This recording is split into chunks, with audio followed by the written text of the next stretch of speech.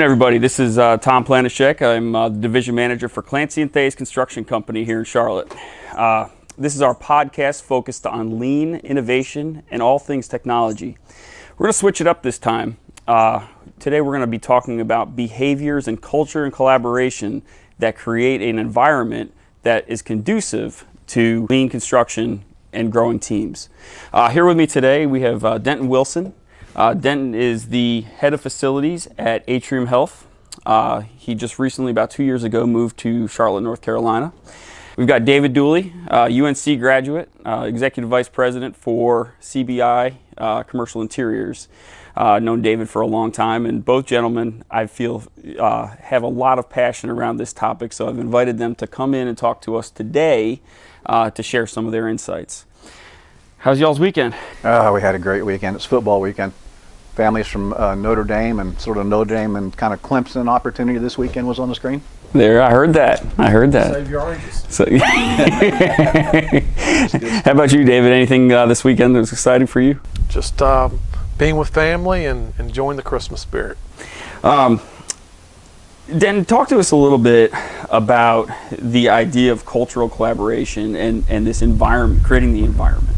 I'd love to. It's a lot of passion. It's not a little passion. I've been in the healthcare design and construction world for 30 years of my life. And so years ago, when we really started looking at what it takes to really build really good projects, it takes really good teams. And so the industry has really sort of taken a different view. A lot of the industry, we're still growing, we're still maturing, of the aspect of what it really takes to really build really good projects. My team stopped building buildings a long time ago and started building environments. And from an owner's perspective, that's really our task in life. It is to stop building buildings. It's y'all's job and the architect and designer's job to work with you guys. Our job is to create an environment through the procurement process and through the assembly of behaviors that allow you to really have a voice, be really valued for your intellectual knowledge, but really more than anything else is to be able to assemble that holistically, okay?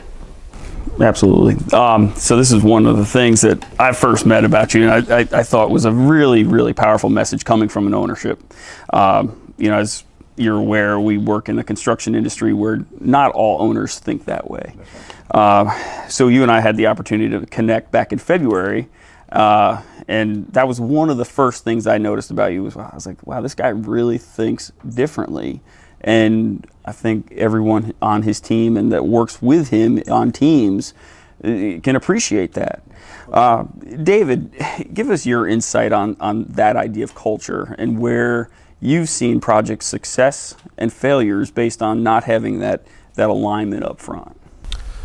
Well, I think culture and entrepreneurialism and behaviors, all the things that Denton talked about, are critical for any success, any business, and any organization that really wants to thrive.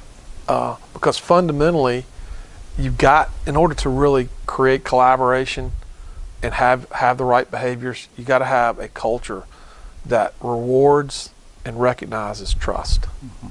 And I think inherently in the construction industry, it's been a very siloed, competitive, hard bid industry, somewhat isolated. And what Denton has committed his life to, and how I built companies, is really understanding the power of teamwork. And I think winning organizations that want to create value have the art of building high performance teams. Don't all owners, I mean, wouldn't that be common sense to a lot of owners? I mean, what is making the things that you're doing at Atrium different, Denton? I mean, what is driving your teams and some of the reasons why you saw that there was a need for change? I mean, give us some examples there. It's about human nature, right? It's about being vulnerable. David spoke of building trust. I speak of building vulnerable trust. Trust is that I know you'll do your job and you know I'll do mine. Vulnerable trust is I know you have my back and I have yours. And to create the assembly of knowledge where people are willing to really speak safely, they have to have the knowledge that you have their back. That's not the norm in an industry. That's not the business norm. It really is, as David said, very siloed in process. And so from the healthcare side of assembling project teams that are building facilities, touching existing facilities, that you can really unintentionally hurt people or not create the design that really betters the task at hand, which is the mission and vision of Atrium Health, is to serve our community. We need to have the best people that are looking at the operational efficiencies together as a whole. I really go back to architectural school, taught you a lot about the Renaissance area, about master builders. And I want to get back to that mindset of every line that is drawn has a purpose. We know the cost, we know the operational impact, we know the schedule impact, we know the why to the community. And to do that, you have to take a totally different vision of how you're going to assemble your team. And are you willing to have the courage to show vulnerability to create the trust that the teams are looking for? How do you get there? Oh, you got to show it. You have to be willing to really be that true leader. One word that I love, which is inspire. If you're a real true leader, then you're willing to put yourself out there and willing to inspire people, but you have to have the ability to listen loudly. If you're not willing to listen loudly, then you're not going to understand the needs of your teams. Way early on in my project management life, long time ago, a real long time ago, right? The thing that I wanted to do more than anything else is to go out to the job site and learn what everybody else did for a living. And now that's what I try to do with my project teams. Is I want everybody to sit around the table and understand in an alignment session what each other does for a living and what they can do to help each other. So David, talk to us about the alignment session. You've done these a lot in the past, and I know this is a passion of yours, and I know you've worked with Rex Miller and a few others that have gone around the country and really helped teams come together at the beginning of large projects. What are some things that can be either major pitfalls of that alignment session, or what are some things that could really help the process move along? Well, it's really a journey, and having the opportunity to create alignment is really discovery. Correct? It's really having everybody have a voice, understanding the strengths and weaknesses of each teammate, having a clear understanding of what the business case is for the client, what the vision is, and what the strategy is. And when you have vision and strategy in alignment, then you put the people that have the right knowledge, skills, and ability underneath that to power it, and you power it through this amazing culture that you create. You know, Coach K's got this great saying that two is always better than one. And when you're in our industry in particular, and when you're building high performance teams, when you can get trust and vulnerability and get 3 or 4 or 5 acting as one, then you have this real powerful business model. And I think any winning organization, any coaches, look at Coach K's record, he's able to bring all types of people from all types of demographics to Durham each year. And he's able to break them down, build trust individually and as a team. And that's what Denton's committed his entire career in doing. And when we can do that, we can make a difference and create value. Stay there for a second, though, because what David's saying is very important. A lot of people could say, okay, well, I'm already doing that. And my question back is, are you? Are you really doing it? Because it's about formality, about formally going through the process of, not the motions of, but the process of. Mine is about collaboration, but it's about the structure of collaboration, because collaboration can be seen as touchy-feely. That's not what we're talking about at all. We're talking about accountability. Collaboration equals accountability. Accountability equals measures of accountability. Show me your measures. It's a scorecard. But it's not a scorecard that checks the box. It's a scorecard that actually allows you to adjust through the journey. So what does that scorecard look like? What does that, go into that a little bit more deep. Sure. So at the very beginning, when we do alignment sessions, we do things that really engage people to act and talk differently than they typically would when there's no, when it's safe. Okay? And so I can put up, it's a lot about facilitating and leading, inspiring, right? So I can take and put on the wall 8 different statements, like conflict resolution, decision making, honesty, and trust. And with each of those, I would ask you, Tom, to give me a sticky on a positive aspect of decision making and a negative aspect of decision making. And once everybody puts their stickies up there, which means they own it, right? It's lean, pull planning type of thing.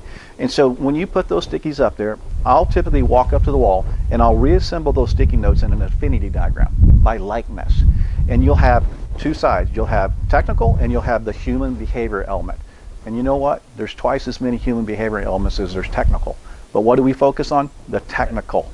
So the scorecard is finding the minimum measures necessary for a team to be successful, having those as a charter, and stopping regularly, formally, to measure it and seeing how we're doing. Now stay with that a second. When we stop and say, how are things going? Do you think people are willing to say, I'm willing to say it? They're not. It's human nature, it's peer pressure. So when we stop and do these retrospectives, another lean tool, we don't allow people to talk in the first part of the session. We put the outcomes of the charter on the wall from those 8 statements of how we said we were going to act. You're not allowed to talk. You have to take red, yellow, and green dots and go put dots on the wall of what you think we're doing well, what we're not doing well but need to focus on, and what we just totally misaligned on. And all of a sudden, without people saying a word, you have a visual representation of a health on the team, and you can make Monday a better day. So how do the teams react when first going through a session like that? You've got contractors on your team, you've got subcontractors on your team, you've got owners, you've got stakeholders, you've got architects. In IPD projects that have incentive plans, do you need incentive to be able to work on one of our projects? Right? The incentive is to have that environment because that's what everybody wants. They don't need a dollar incentive, they need an environment incentive. Love to work on your projects. Texas, it was a given. Here is, I'm having to build that reputation that people believe that I'm not just talking about a book, I'm talking about a reality of what we've seen and how we've seen it be incredibly successful, repeatable over and over and over. What's the first thing that happens? We spin their heads off their bodies. We just do, because they have a hard time believing that people as leaders can really care like David and I care.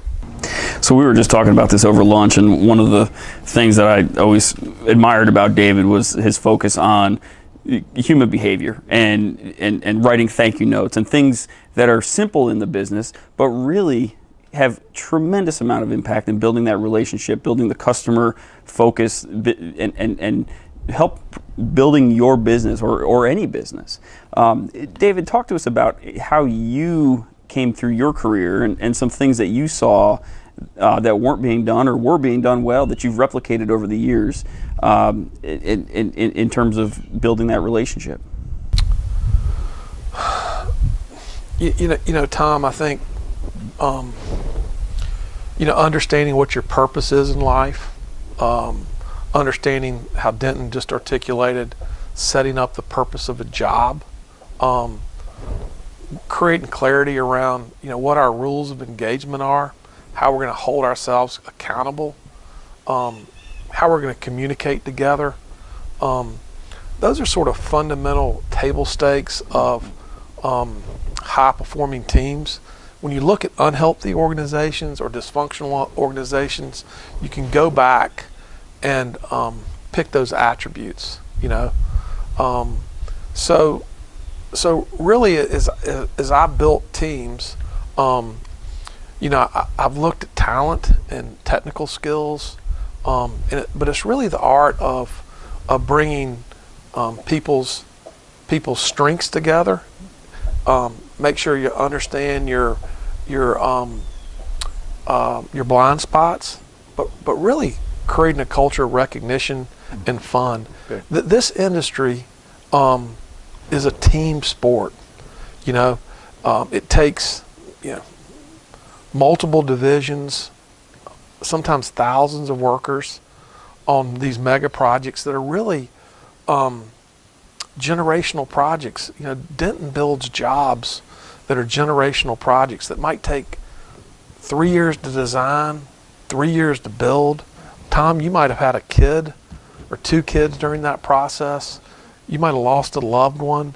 I mean, it's really, you commit your career and life to an organization. And I think it's those companies that have a mindset that understand that together we're stronger than we are apart. those are the people you want to partner with, because we're all going to make mistakes. This is a risk mitigated business. Mistakes are made every day. But if you have people that understand what the clarity of that mission is and that they got your back, there's always ways to remediate that risk. Sure. So, Dan, I've got to ask you, what are some of the big things you notice that are different here in, call it the Carolinas, versus where you were spent most of your career in the Texas market? Yeah, 28 years in the Texas market. It's home. Still have a family farm there. All my family's there. I came out here because of purpose. There was a reason for me to be here, and it's not by my choice always. So somebody's got a plan for me. The opportunity out here is fantastic. It's right for what we're talking about. People really have a willingness to raise the bar, but it's different. Okay. Dallas, I would say, when I first came out here, I was trying to decide what the difference was, and I think it's about 5 to 7 years behind in the process of procurement and delivery, and finding the secret sauce of what really drives that procurement process and assembly of teams, gaining on it in a hurry, because we're just kicking and screaming all the way there, right? What I really love about here, though, is it's calmer. It's more peaceful. It's slower. Moved out here 35 years ago with Family Dollar. Went back for 30 years, and I'm back here because this is where Misty and I wanted to retire, because it's beautiful country. It's great people. I will also tell you a little thing different here that I've found, which really atones to our conversation about the human behavior aspect, is that folks in this region, in Charlotte, are genuinely kind, nice people. But don't let that kindness fool you in the aspect of what's underneath on the business side. It's still strong business. It really is about accomplishing things and getting things done for the right reason. And as long as we can show that the purpose of collaboration builds better teams, that drives better outcomes, then it will be receptive. But you better be willing to prove your point. And I'm willing to prove it all day long. So, David, how about you? I mean, what are you seeing that's different in, call it the COVID market, that we're facing with right now? This whole year has been tremendously impacted by COVID-19, changes in business, changes in legislation. Where are you seeing from the commercial world? What are you seeing those impacts to be on both our employees, our team morale, as well as customer relationships? Well, I mean, I think it's been just a game changer. You know, I think everybody's had a chance to really reflect. But I think real strong and healthy, gritty organizations know how to pivot and know how to compete. And I think it's during times like this that you really understand the strength of your organization, and you also understand maybe where we were weak, or maybe where we could drive some efficiencies. It also shines real clear, like a lighthouse leader, the type of intimacy you have with your people and also with your clients. The ability to be hyper personal in different ways. I know people have done Zoom calls. You've also got just small acts of kindness that are taking place with frontline workers that are in the healthcare, whether it be the police, fire. So I think a lot of COVID has unleashed the spirit of togetherness, I hope, and I pray for. I think that it has impacted real estate. It will impact workplace, but through crisis comes innovation. Mm-hmm. And when you have the right people around the table within the industry that have the right intellect, there's no doubt that our country, our healthcare system, and our industry will be stronger and more efficient because of COVID. You know, I'm a huge believer in the catalyst of change, or I wouldn't be doing what I do. Okay, these moments are really cool because all of a sudden everybody that we know that surrounds us is in the same boat. They're getting the same opportunity to make a decision on how we can do it differently. And when everybody is thinking about how to do it differently, then all of a sudden you see change like innovation. The catalyst of change is fantastic. This year's has some really positive things that are coming out of it that the industry needed. Healthcare needed. Telemed is just finally at a moment that everybody says it was the right moment to do it, and then it flipped a switch, and telemed and healthcare has been unbelievable to watch it grow. Telemed's going to change how we design our buildings. They're going to change how we use our square footages. They're going to change how our physicians engage with our community members. And then the same thing with my project teams. They've found better ways to actually engage and communicate and be more efficiently because of this year, because they holistically look together to find a solution. With the coronavirus ramping back up right now, healthcare is kind of at capacity. Yes, sir. Do you feel that you've put a place that you're in place now to adapt to that need for expansion in the healthcare industry, more so than you were 2 years ago here in the Carolinas? We're more prepared at this moment 6 months ago than we were, because we better understand the opportunity. At the same time, our clinical workers are more tired than they were 6 months ago. They're burnt out, they're working their tails off, they're serving the community like no tomorrow. I could not be prouder of the clinical and operations teams that it's taking. Our EOCs, our emergency preparedness is unbelievable. But at the same time, we've learned a lot this year that's going to better prepare us for the next time. God bless, I hope there's not one. But at the same time, the aspect of how we're designing our new patient towers and our new patient beds are already changed due to this impact, to give us more flexibility in the next time. So that's one big thing. We talked about it earlier. That I've noticed this year is this expectation, especially of frontline workers, and certainly it's hard to compare a construction frontline worker with a medical frontline worker, but we're asking people to risk their lives and be out into an exposed environment without necessarily knowing or having all the answers. How do you see the built environment in the future really having an impact on that and being a safe hold? It's fantastic, to be frank with you, because some of the things that I just cherish the opportunity, if you actually start doing what we're talking about and engage people in one room to really think about an opportunity, to use an A3 tool and a lean to come up with a solution to a need, then you find that you can innovate change. And for our industry, what we need more than anything else is tools such as prefabrication. And prefabrication happens back at the design process. And now 2 years into my stead here is trying to figure out what is the best thing for this environment with the talent that we have here. I needed prefabrication based on the volume of work we're doing. And now we're doing 60% of our projects off-site, 60%. And so we would not have been successful as we have been this year without all the elements of prefabrication, which is lessen the number of laborers on a job site, and we're putting work in place that has a higher quality. That's great.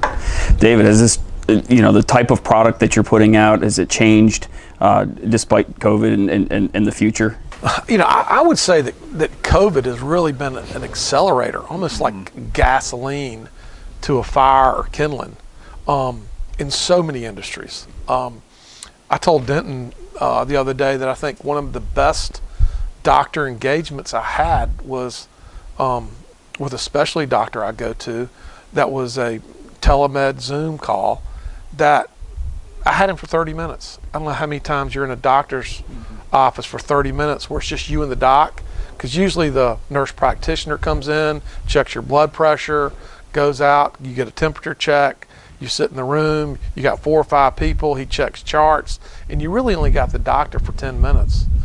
But I gave some tremendous feedback to my doc saying, you know what, this is one of the most intimate conversations we've had, and that was really because of COVID. It's forced change. It's forcing all industries to look at better ways. And workplace is changing with more flexibility, more choices ultimately. You're going to have more agile space, more team space. You're going to have more mobile workers. It's going to drive efficiency. The footprint is going to go down. The head count's going to go up.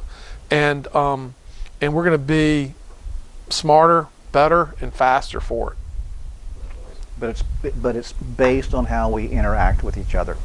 It really is. Are we really listening? Are we really engaging? Are we really understanding the why? Tom, there's a book that I absolutely love that I hope everybody takes a moment to read. It's called The Ideal Team Player. And it's a really fantastic book. It's a great listen because it's a fable.